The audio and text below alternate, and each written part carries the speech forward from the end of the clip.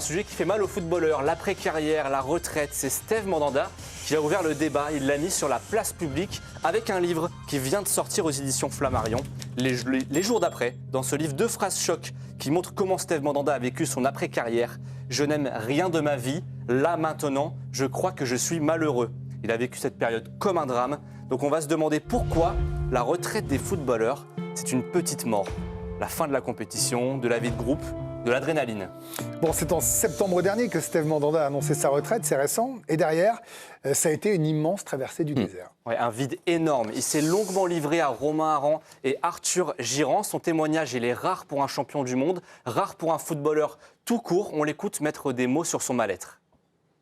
J'ai mal vécu l'arrêt de ma carrière. Pour la première fois de ma carrière, en fait, j'allais pas faire de reprise. J'allais plus toucher un ballon, j'allais plus voir le groupe. Même si je suis assez casanier, j'ai ce besoin en fait de sortir et de voir du monde. Dans la même journée, je peux être très heureux. D'une autre journée, je vais être triste, je vais être énervé, je vais être en colère envers les autres, envers moi. Je me lève. Qu'est-ce que je fais? Rien. Je vais jouer au padel une fois, mais après, tu joues à 10h, à midi, c'est fini. On ne veut pas sortir, on reste à la maison, pas coiffé, la barbe qui pousse. Du coup, on se dit, bon, bah, je vais voir personne. Forcément, on reste, et puis ça se dégrade de jour en jour. Je ne trouvais pas de sens, en fait, à ma vie à ce moment-là, et c'est vrai que c'était très compliqué, ouais. Ça a été très compliqué.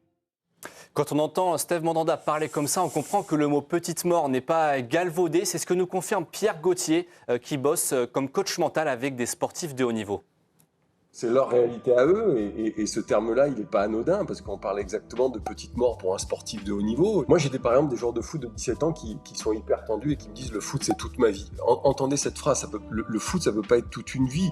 Le foot, on y joue jusqu'à 35 ans, 40 ans. Et aujourd'hui, l'espérance de vie d'un homme, c'est 85 ans. Donc en gros, il va jouer de 20 à 40, il va jouer 20 ans, c'est un quart de sa vie. Une carrière de footballeur ne peut pas être plus importante que la vie, que la santé, que la naissance d'un enfant, que le plaisir d'aimer ou d'être aimé. Steve Mandanda, justement, c'est l'exemple parfait d'une vie dédiée au football. Il entre en centre de formation à 14 ans, au Havre, derrière, retraite à 40 ans. 832 matchs en carrière, et à l'OM, il a le record de matchs, 613 en 14 saisons.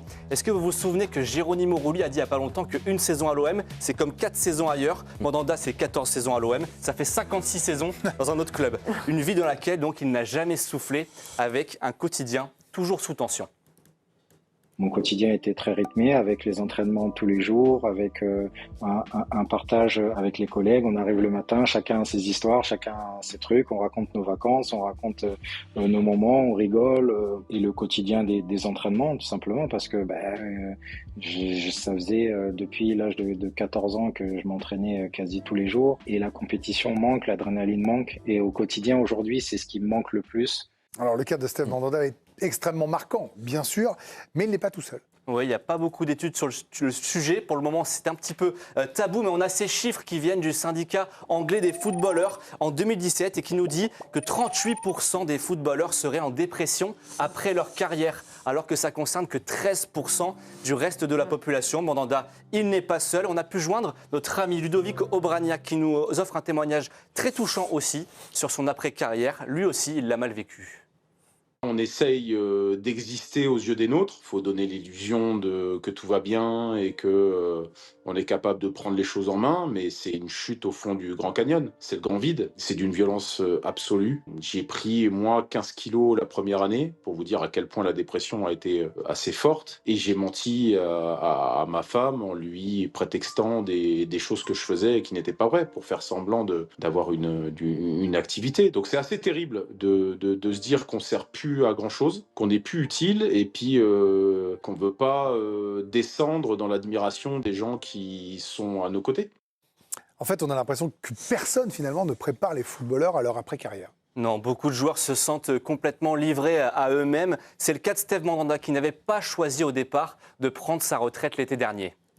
J'avais pas au fond de moi cette volonté d'arrêter. Arrivé à septembre, petit à petit, mis les choses en place avec cette formation de manager général du CDES de Limoges que je fais pour être dirigeant de club dans les mois ou les années à venir, je l'espère. Ça m'a permis aussi de me dire, bon, bah, à un moment donné, je peux pas rester chez toi enfermé à ne rien faire, il faut que tu t'actives. C'est ta décision aussi d'arrêter en ayant une activité, en ayant bien préparé la suite. Je pense que ça peut être moins difficile à vivre.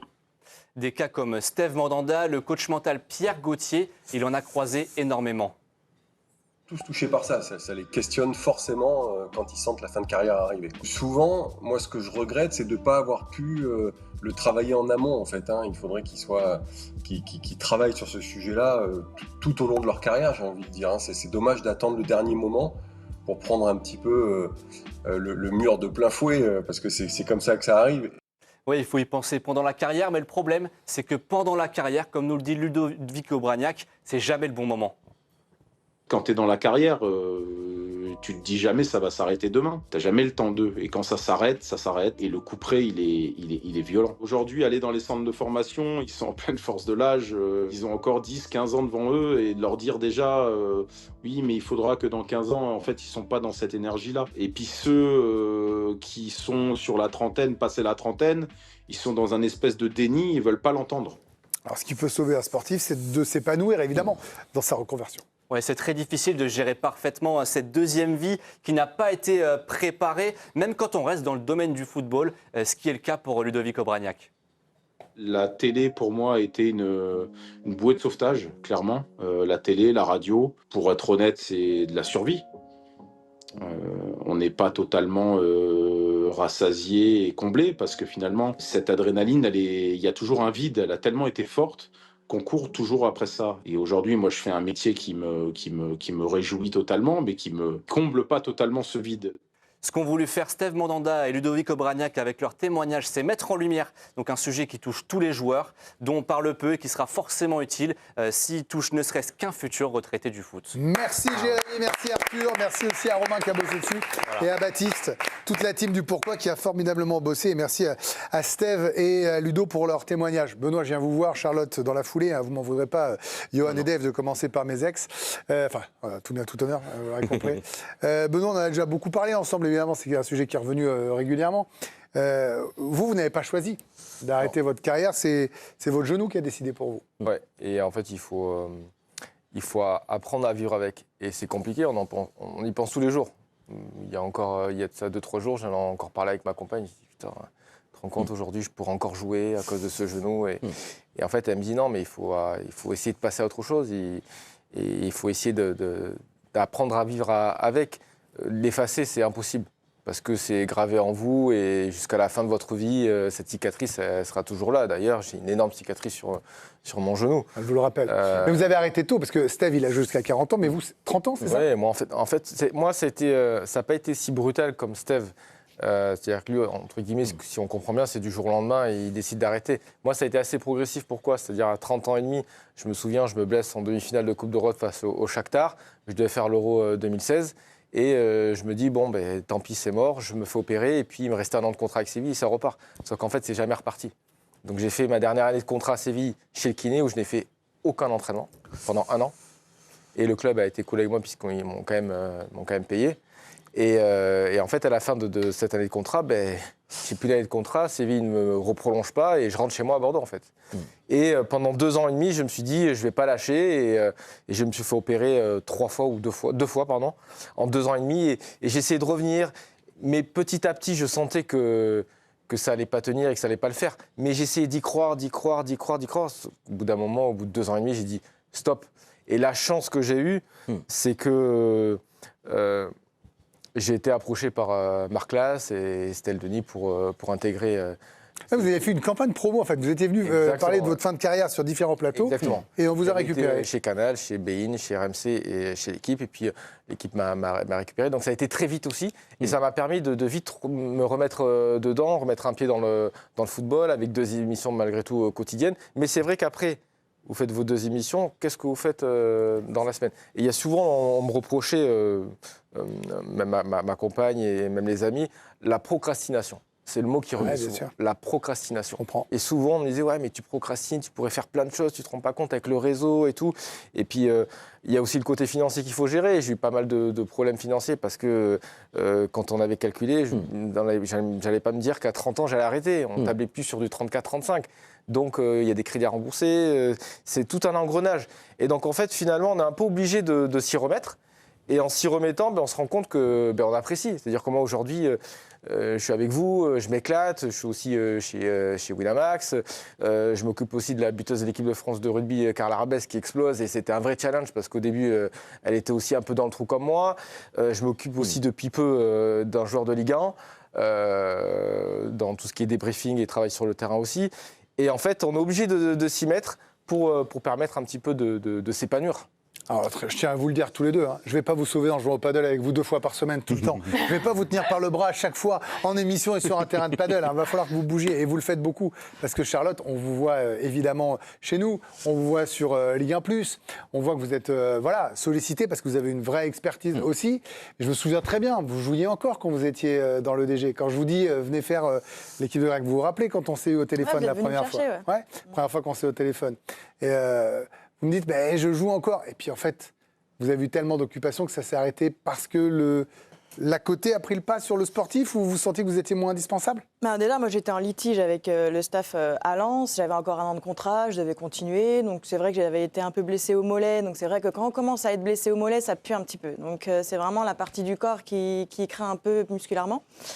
Et en fait, j'ai mis 1 an à me rendre compte que j'avais terminé ma carrière. Donc j'étais dans le déni pendant 1 an. Donc en fait, je me suis dit, mais je vais reprendre. J'avais 29 ans, j'allais sur mes 30. Donc moi, j'arrête quand même extrêmement tôt. Et surtout, je me sentais physiquement prête à continuer. Mais en fait, j'allais faire les JO avec France Télévisions. Donc mon contrat, c'était le 30 juin. Il y avait France TV pour les JO. Après, il y a DAZN qui est venu me chercher. Et en fait, je n'ai jamais arrêté. Donc c'est pour ça que j'étais dans le déni. Je me suis dit, c'est bon, il y a un club qui va venir me chercher en décembre, en janvier, ça va repartir. Et en fait, plus personne ne vient te chercher. Les gens oublient vite. Hein. Les gens oublient très très vite. Oui, les gens t'oublient quand tu es blessé. Donc moi, j'ai eu aussi la période où mon genou, ça a été très compliqué. Il y a eu le Covid, etc. En fait, j'ai tout eu au même moment. Donc j'ai jamais accepté le fait d'avoir arrêté comme ça. Mais finalement, il n'y a jamais une fin très très très heureuse. Après, il y a des joueuses, il y a des joueurs que je côtoie qui me disent... Moi, par contre, c'était mon moment. Il n'y a aucun souci. Je suis contente d'avoir arrêté. Moi, j'ai mis 1 an. Et c'est vrai, quand tu pars un petit peu en litige avec ton dernier club, ça a été très, très compliqué. Et après, ma vie de femme a été compliquée aussi. Parce que finalement, on ne se sent plus utile. Qu'est-ce qu'on fait ? La semaine, c'est vrai que je suis un peu comme Benoît. Oui, je suis pas mal sollicitée un peu partout. Mais en fait, quand je rentre chez moi, je comble tout. Je ne suis jamais chez moi. Alors que quand on arrête le foot, on a l'impression... Vous remplissez les blancs. Je remplis tout. En fait, je suis jamais chez moi. Donc, ça a été très particulier parce que quand tu es dans ta carrière, tu vois jamais ta famille. Moi, des fois, pendant 1 an, je voyais pas mes sœurs. Je voyais 1 fois par an mon père pendant des années. En fait, mais c'est comme ça, tu es dans un engrenage. Et quand tout s'arrête, finalement, tu peux voir ta famille, mais en fait, le comble, il est quand même pas... Ouais, ça manque. Et ça vous manque le terrain rapidement tous les deux aujourd'hui là ? Complètement. Aujourd'hui encore l'odeur du gazon, du vestiaire. Il y a pas si longtemps, on en parlait avec Jib. Il me dit des fois j'ai l'impression que je pourrais jouer avec eux et puis en fait au final quand je m'entraîne avec eux, je me dis en fait non, je vais plus vite comme avant. Je vais moins vite. Et en fait, on a ce ressenti aujourd'hui. Souvent, j'ai regardé le dernier match des Girondins. Et en fait, je dis, ouais, mais en National 2, parce que là, vous savez que tout le monde chante devant la télé en disant vous avez le niveau. Hein. Vous savez comment le Je l'ai pensé, j'ai pas osé le dire. Ouais. On se dit, ah, mais je pourrais faire ça. Et puis en fait, au final, quand tu joues avec tes potes, et puis tu te rends compte que techniquement, c'est moins bien. T'as plus le même cardio qu'avant. Donc non, on sent que. Vous avez le cardio. Hein. Je tiens à dire que tous les deux, vous galopez encore beaucoup. Hein. Pour le très haut niveau, on sent que le cardio n'est plus là, quoi. Moi, j'avais continué avec la R1 à Canet, donc je continuais les entraînements. Et je sentais que physiquement, c'était pas le même impact. La préparation, je commençais à avoir des crampes, alors qu'en carrière, j'ai jamais eu de crampes. Donc j'avais des crampes à la 50e en R1, donc je me disais, c'est pas possible.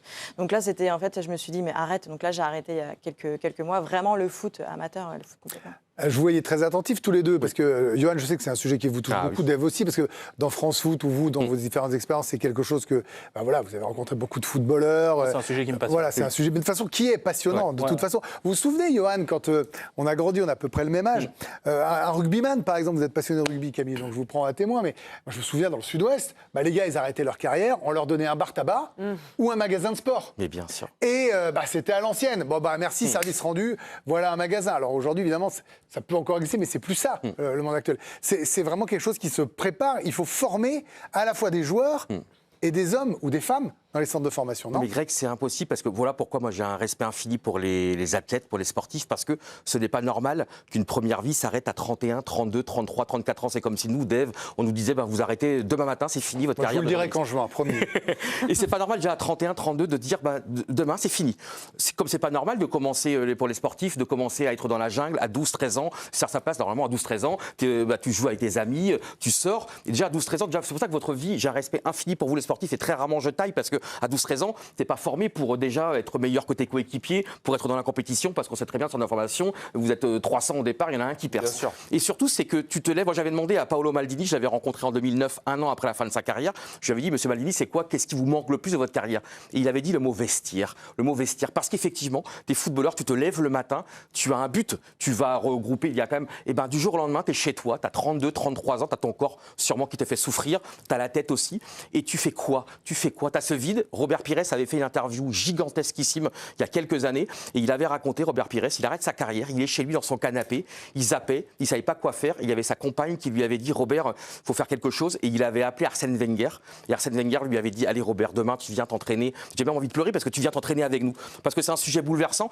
Michel Platini, il avait fait un bouquin extraordinaire dans les années 80, Ma vie comme un match, et il y a des pages extraordinaires sur son dernier match, il joue son dernier match et il raconte sur plusieurs pages son chemin, il part du Stadio Comunale, il rentre chez lui, où sont les amis, est-ce que tout le monde est là, il y a le petit verre, c'est même pas du champagne, c'est qu'en fait une fin c'est toujours dégueulasse, c'est toujours triste, et même les gens qui partent en retraite vraiment à 62, 63, 64 ans, disons parlons de la vraie vie. Ça dépend de la pénibilité du métier quand même. Et il y a beaucoup de gens, du jour au lendemain, à 63, 64 ans, ils arrêtent, et parce que tu quittes une entreprise, tu quittes des gens humains, tu quittes des amis, et tu fais quoi ? C'est pour ça que on en parle souvent aussi. Moi, je suis plutôt dans une sorte de carpe diem, pas tout et n'importe quoi, mais profiter, parce que combien on a connu de gens qui, partant à la retraite de la vie civile, se disent il va me rester 10 ans, puis j'ai économisé pour voyager, puis au bout d'un an, vous apprenez une maladie ou quoi que ce soit. En fait, je suis pas en train de vous faire l'ode à vivre chaque seconde, même si c'est ce que je pense. Mais Dave, quand on voit Steve Mandanda, on se dit qu'il a eu de quoi être totalement comblé. Il a gagné, il a été adulé. On se dit qu'il peut partir presque en paix de sa carrière. Pas du tout. Non, parce que et l'humilité qu'il faut pour que vous témoigniez comme ça tous les deux ce que lui dit et accepter devant des caméras dire qu'est-ce que je faisais de ma journée ? J'avais rien, je n'étais. Ce que dit Ludo, j'étais plus utile. Et ce côté, vous avez été admiré aussi, il faut le voir. C'est comme des gens de télévision. D'un coup, il n'y a plus de caméras. Mais combien d'animateurs ou de journalistes ont très mal vécu ça ? De rentrer, tout ce que vous disiez là sur le fait de recevoir, comme pour Steve Mandanda qui allait le plus loin, vraiment à 40 ans, avec barre des titres, barre des tout ce que tu veux. Mais en fait, tout ça, c'est pas des choses qui juste comble. Par contre, ça crée aussi un manque, ça crée une addiction, ils sont accros. Parce qu'on parle toujours des 15, pour les plus longs, 20 ans de carrière, etc. En fait, ça commence bien avant, en fait. C'est-à-dire que ça commence par un rêve de tous les jours, un projet de tous les jours, et ensuite une activité de tous les jours. Moi, j'en avais discuté avec Pat Vieira, ça devait être en 2012. Il avait arrêté depuis 2 ans, à Manchester City en 2010, et il entraînait les jeunes à Manchester City. Donc, j'étais allé le voir pour lui dire, voilà, est-ce que tu avais tout de suite pensé à entraîner après la fin de ta carrière ? Pas du tout, je ne pouvais pas voir un ballon, enfin j'étais content d'arrêter. Mais par contre, ce qui me manquait, parce que c'est ça la nature du sportif de haut niveau, c'est d'être challengé. Et quand tu rentres chez toi et que tu n'es plus challengé, il n'y a plus d'activité qui te challenge, on parlait souvent des mots adrénaline, pression, etc. Lui, c'était plus sur le sportif, mais c'était d'être challengé. Et Manchester City a fait un truc, alors lui, il les remercie tous les jours, c'est en fait de lui dire, bon, t'es à Manchester City, tu fais encore partie du truc, si tu veux, tu vas pendant 2 ans passer dans tous les départements du club. C'est un énorme club.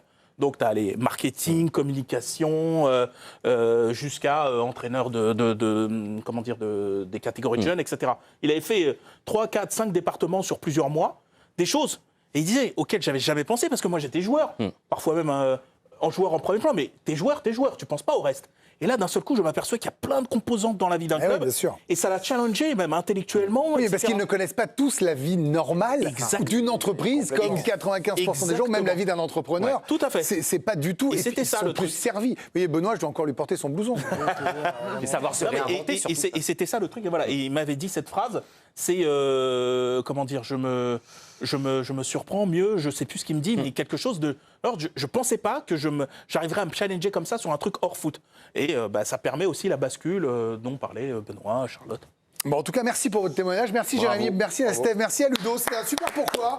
On a pris un peu plus de temps que d'habitude, mais c'est un sujet qui nous touche tous, évidemment. Et si vous aimez le foot et les sportifs, comme c'est le cas chez nous, forcément, ça doit vous intriguer et vous passionner. Allez lire le livre de Steve Mandanda.